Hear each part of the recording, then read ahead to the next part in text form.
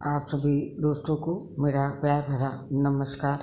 दोस्तों, आज आपके साथ बात करेंगे विकट संकटी चतुर्थी की। ये 9 अप्रैल को मनाई जाएगी।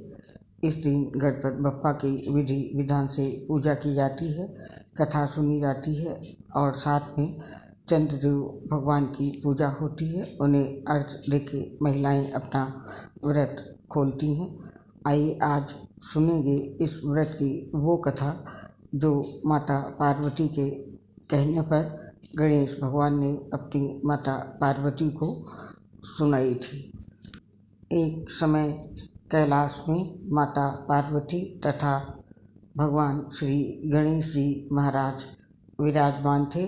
तब 12 माह की गणेश चतुर्थी का प्रसंग चल पड़ा। माता पार्वती जी ने पूछा कि हे पुत्र, चैत्र कृष्ण चतुर्थी को गणेश की पूजा कैसे करनी चाहिए? चैत्र मास के गणपति देवता क्या नाम है उनका? उनके पूजन आदि का क्या विधान है? सो आप मुझसे कहिए।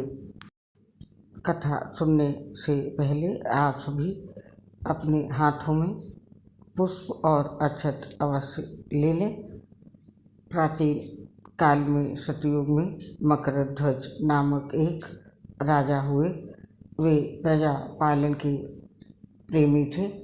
उनके राज्य में कोई निर्धन नहीं था। चारों वर्ण अपने अपने धर्मों का पालन करते थे। प्रजा को चोर डाकू आदि का भय नहीं था। प्रजा स्वस्थ रहती थी। सभी लोग उदार, सुंदर, बुद्धिमान, दानी और धार्मिक थे। इतना सुंदर राज्य शासन होते हुए भी राजा को पुत्र की प्राप्ति नहीं हुई थी। तत्पश्चात महर्षि याज्ञवल्क्य की कृपा से उन्हें कालांतर में एक पुत्र की प्राप्ति हुई। पुत्र की प्राप्ति होने पर राजा ने राज्य का भार अपने मंत्री धर्मपाल पर सौंपकर विविध प्रकार के खेल खिलौने से अपने राजकुमार का पालन पोषण करने लगे। राज्य शासन हाथ में आ जाने के कारण मंत्री धर्मपाल धन धान्य द्वारा समृद्ध हो गए। मंत्री महोदय को एक से बढ़कर एक 5 पुत्र हुए। मंत्री पुत्रों का धूमधाम से विवाह हुआ और वे सब धन का उपभोग करने लगे। मंत्री के सबसे छोटे बेटे की बहू अत्यंत धर्मपरायणी थी। चैत्र कृष्ण चतुर्थी आने पर उसने भक्ति पूर्वक गणेश जी की पूजा की। उसका पूजन और व्रत देखकर उसकी सास कहने लगी, अरे क्या तंत्र मंत्र द्वारा मेरे पुत्र को वश में करने का उपाय कर रही है? बार बार सास के निषेध किए जाने पर यानी कि मना किए जाने पर भी जब बहू नहीं मानी तो सास ने कहा, अरे दुष्टा, तू मेरी बात मान नहीं रही है। मैं पीट कर तुझे ठीक कर दूंगी।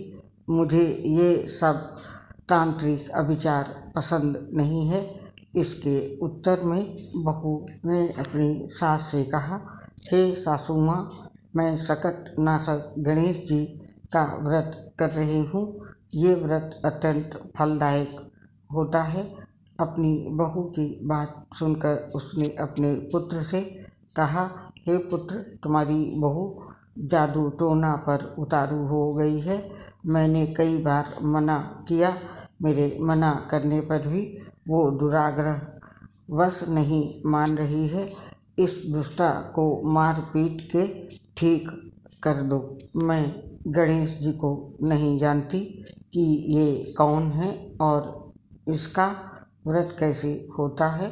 हम लोग तो राजकुल के मनुष्य हैं, फिर हम लोगों की किस विपत्ति को ये नष्ट करेंगे। माता की प्रेरणा से उसने बहू को मारा पीटा। इतनी पीड़ा सहकर भी उसने व्रत किया।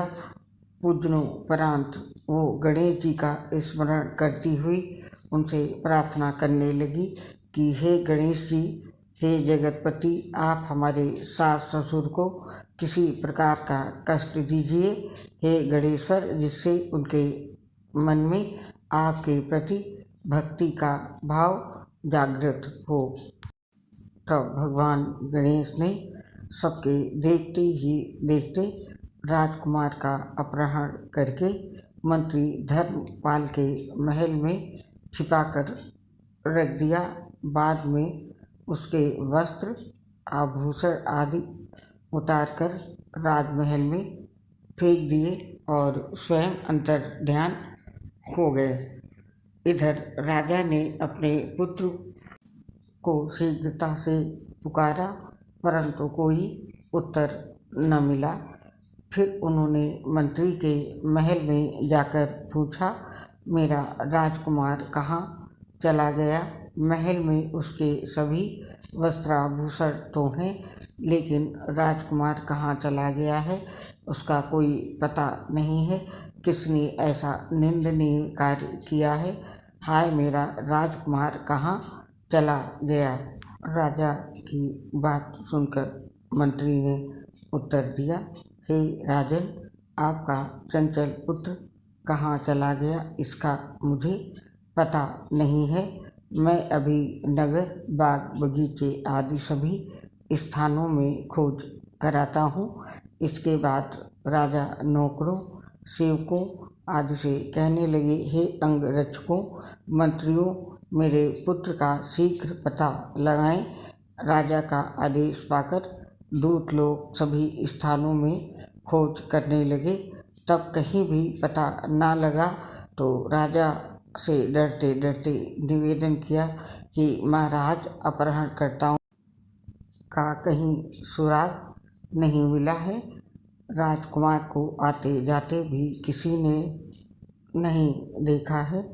उनकी बातों को सुनकर राजा ने मंत्री को बुलवाया और मंत्री से कहा। राजा ने पूछा कि मेरा राजकुमार कहाँ है? हे धर्मपाल, मुझसे साफ साफ बता दे कि राजकुमार कहाँ है। उसके वस्त्राभूषण तो दिखाई पड़ते हैं, केवल वही नहीं है। अरे नीच, मैं तुम्हारा वध कर डालूंगा, तेरे कुल को नष्ट कर दूंगा, इसमें जरा भी संदेह नहीं है। राजा द्वारा डांट पड़ने पर मंत्री चकित हो गया। मंत्री ने सर झुकाकर कहा कि हे भूपाल, मैं पता लगाता हूँ, इस नगर में बालक अपहरणकर्ताओं का कोई गिरोह भी नहीं है और न ही डाकू आदि रहते हैं। फिर भी हे प्रभु, पता नहीं किसने ऐसा नीच कर्म किया है और न जाने वो कहाँ चला गया।